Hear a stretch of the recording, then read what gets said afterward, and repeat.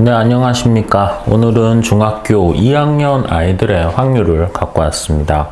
피타고라스를 가지고 올까 하다가 확률을 갖고 왔네요. 피타고라스는 중학교 3학년 아이들한테는 되게 중요한 파트였는데 여러분들 중학교 2학년한테 내려오면서 루트가 빠지면서 여러 가지가 많이 빠졌죠. 그래서 교과서에서도 뭐 한 5장 이내로 끝날 겁니다. 파트 자체가. 워낙 파트를 되게 좁게 해놨더라고요. 왜 그런지는 모르겠어요. 되게 중요한 파트인데. 뭐 어찌됐건.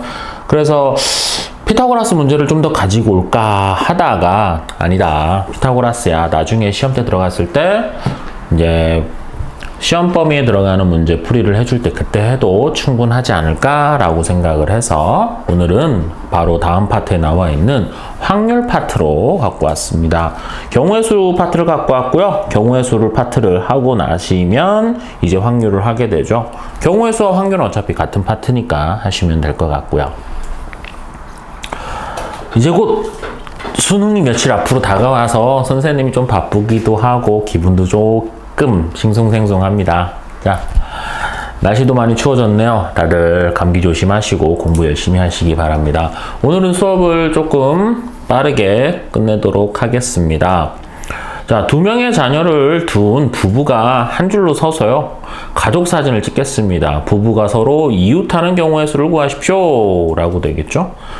부부가 서로 이웃하는 거니까 아빠와 만약에 엄마가 이웃한다 라는 개념입니다. 둘이 이웃한다는 말은 같이 이렇게 붙어 있겠습니다 라는 말로 취급을 할 수 있겠네요. 근데 둘이 부부가 이웃하는 건 좋아요. 이웃하는 건 좋은데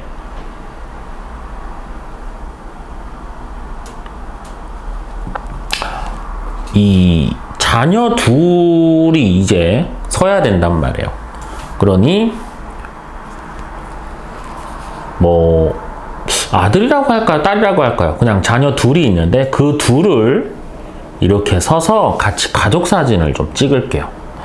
그러시면 이웃하는 부분은 하나의 덩어리로 생각을 하죠. 그래서 하나, 둘, 셋 덩어리를 한 줄로 세웁니다. 한 줄로 세우니까 당연히 3, 2, 1이라고 하는 경우의 수로 계산이 가능합니다. 그런데 부부끼리 서로 이웃하라고 했지 아빠가 먼저 오라고 한 적이 없죠. 한마디로 엄마가 오고 그 다음에 아빠가 오고 이런 방법도 가능하기 때문에 아빠 엄마 엄마 아빠라고 하는 두 가지 경우수가 발생을 합니다. 따라서 곱하기 2를 하셔서 계산을 하시면 여러분들한테 하실 수 있는 파트가 나올 수가 있겠습니다. 대체적으로 좀 쉽죠. 대체적으로 조금 쉽죠. 어려운 파트는 아니고요. 좀 쉽게 풀 수 있는 파트에 속합니다. 한 줄로 세운다는 개념은 곱해야 된다는 개념은 알고 계실 거라고 생각을 해요. 2번과 3번은 거의 똑같은 문제예요. 비슷한 문제라 선생님이 갖고 왔는데 자, 한번 볼게요. 3번을 먼저 보도록 할게요. 자, 효준의 학교에서 학생회장 선거를 하는데 4명을 할게요. 그러면 회장 1명, 부회장 1명을 뽑을게요.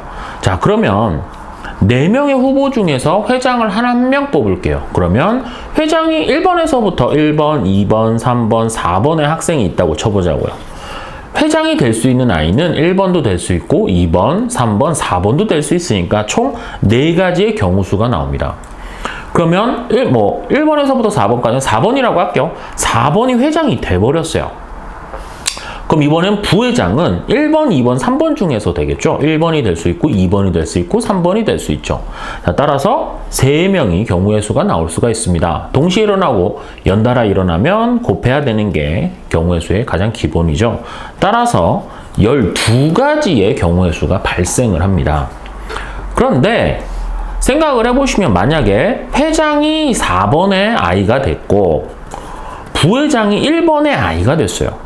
그러면 한번 바꿔보자고요. 회장이 1번이 됐고 부회장이 4번이 됐어요. 는 엄연히 틀린 겁니다. 회장과 부회장은 엄연히 틀리잖아요. 따라서 공통된 경우수가 없기 때문에 나눠주실 게 없습니다. 그러나 A 2번으로 돌아갈게요. A부터 E까지 5명의 학생 중 3명을 뽑겠습니다. 그러면 3개의 자릿수가 있어요 라는 말과 똑같은 거죠. 한마디로 A, B, C, D, 이 5명이 될 수 있는 A, B, C, D, E 5가지 경우의 수가 될 겁니다. 그러면 여기에 한 명은 들어가겠죠. 뭐 A가 들어갔다고 치자고요. 그러면 두 번째 A가 들어갔으니 이제 4명 중에서 뽑을게요. 그럼 B가 들어갈게요. B, C, D, E 4가지 경우의 수 4명이 들어갈 수 있는데 그냥 B가 들어갔다 라고 생각을 해보자는 거죠.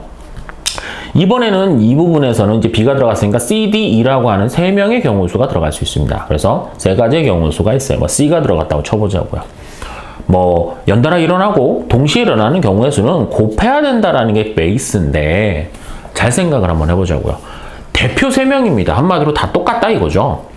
대표 A, B, C의 대표나 B, A, C의 대표나 C, B, A의 대표나 뽑는 순서의 차이가 있을 뿐 똑같은 아이들이잖아요. 그렇기 때문에 중복이 있을 겁니다. 그 중복의 경우만큼 나눠주셔야 됩니다. 중복이기 때문에. 따라서 이 3사람을 한 줄로 세우세요 라는 말이에요. A, B, C, 뭐 A, C, B, 뭐 B, A, C, B, C, A, C, B, A, 뭐 C, A, B 이런 식으로 3사람을 한 줄로 세우세요 라는 경우의 수가 있으니 아까 1번에서 했던 것처럼 한 줄로 세우세요 라고 했으니까 3, 2, 1 입니다. 이런 식으로 똑같이 겹치는 부분은 나눠주셔야 되겠습니다. 따라서 약분을 이렇게 해주시면 경우의 수가 됩니다. 여기서 해드리고 싶은 말씀은 회장 하나, 부회장 하나 한마디로 공통된 게 없죠. 공통된 게 없으실 땐 나누실 게 없습니다. 그러나 공통이 됩니다. 뭐 회장, 뭐 대표 3명 아니면은 뭐 친구 2명을 뽑을게요. 뭐 이런 식으로 똑같은 아이들을 뽑고 순서의 변화에 상관이 없는 아이들은 나눠주셔야 되겠습니다. 이 순서의 변화에 상관없이 중복을 허락하기 때문에 그렇죠. 그래서 나눠준다라고 하는 개념과 나눠주지 않는다는 개념은 반드시 머릿속으로 갖고 계셔야 됩니다. 여기에선 이것만 갖고 계셔도 뭐 크게 문제될 거는 없어요. 다음에는 뭐 길 문제, 도형 문제도 좀 갖고 오려고 합니다. 4개 농구팀이 있어요. 그럼 4개 농구팀 A, B, C, D가 농구팀이 있다고 해보자고요. 한 번씩 시합을 갖겠습니다. 몇 번의 시합이 이루어지겠습니다. 자, 이루어지겠습니까? 라는 거거든요. 그럼 A는 B랑 붙을 수 있고 A는 C랑 붙고 A는 D랑 붙을 수가 있어요. B는 이미 A랑 여기서 붙었겠죠? 따라서 B는 C랑 붙었고 B는 D랑 붙었어요. 이미 그 다음에 C는 이미 여기서 A랑 붙었고 B랑도 붙었어요. 그러니 C는 D랑 붙었어요. D는 A랑 B랑 C랑 이미 다 붙었어요. 따라서 나올 수 있는 경우의 수는 총 6가지입니다. 여기서 선생님이 해드리고 싶은 말씀은 중학교 1학년 때 여러분들 기억하실지 모르겠어요. 그림을 그려놓고서 뭐 어떤 이런 도형이라든가 뭐 그림을 그려놓고서 이 대각선을 하시죠. 얘와 얘를 연결하는 선은 얘랑 얘랑을 연결하세요. 얘랑 얘랑 연결하세요. 똑같다고 취급을 하죠. 한마디로 경기도 똑같습니다. A팀과 B팀이 경기를 하나, B팀과 A팀이 경기를 하나, B팀과 C팀이 경기를 하나, C팀과 B팀이 경기를 하나 같은 거죠. 중복을 허락하죠. 한마디로 대각선의 개수를 구하는 공식처럼 서로 왔다 갔다 하는 게 서로 같아요 라는 말이 되겠습니다. 그래서 중학교 1학년 때 대각선의 개수를 구하는 공식이 발생을 하죠. 2분의 n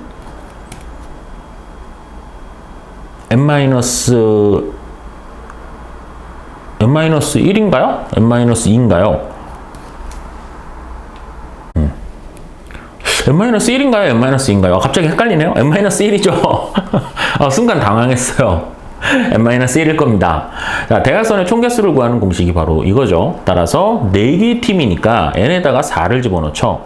그래서 4, 3, 12에서 2를 나누시면 6개가 되겠죠. 한마디로 총 6개입니다. 이런 식으로 대체적으로 4개 농구팀이 한 번씩 시합을 할게요 라는 문제라든가 서로 악수를 한다라는 문제가 많죠. 부부끼리 서로 왔는데 몇 쌍의 부부들이 서로 악수를 할게요 라는 개념. 이 사람과 이 사람이 악수를 하나, 이 사람과 이 사람이 악수를 하나, 서로 악수를 하는 건 똑같기 때문에 대각선의 의미를 보이죠, 이렇게. 그래서 이런 느낌의 문제들은 대체로 대각선의 문제의 공식을 적용해서 푼다라고 하는 개념입니다. 한번 생각을 해보시고 풀어보시면 될 것 같고요. 마지막 문제입니다. 5개의 숫자 카드가 적혀 있는데요. 0이 들어가냐 안 들어가냐의 문제죠. 3장을 뽑을게요. 세 자리의 정수를 만들어 주십시오 라고 되겠죠. 어차피 세 자리의 정수를 만들어야 되니까 0은 맨 앞자리에 들어갈 수가 없죠. 따라서 1, 2, 3, 4 4개 중에서는 들어가실 수가 있습니다. 4가지 경우수가 될 것 같네요.